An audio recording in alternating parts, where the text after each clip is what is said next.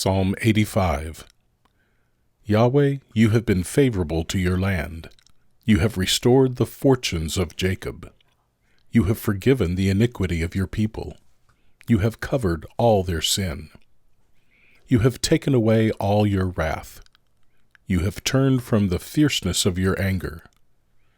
Turn us, God of your salvation, and cause your indignation toward us to cease. Will you be angry with us forever? Will you draw out your anger to all generations?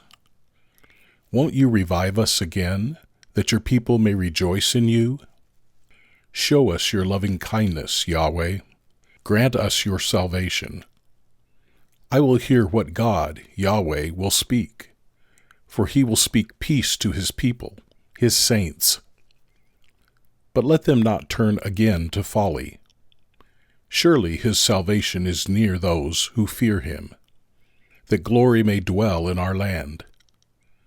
Mercy and truth meet together. Righteousness and peace have kissed each other. Truth springs out of the earth. Righteousness has looked down from heaven. Yes, Yahweh will give that which is good. Our land will yield its increase. Righteousness goes before him and prepares the way for his steps.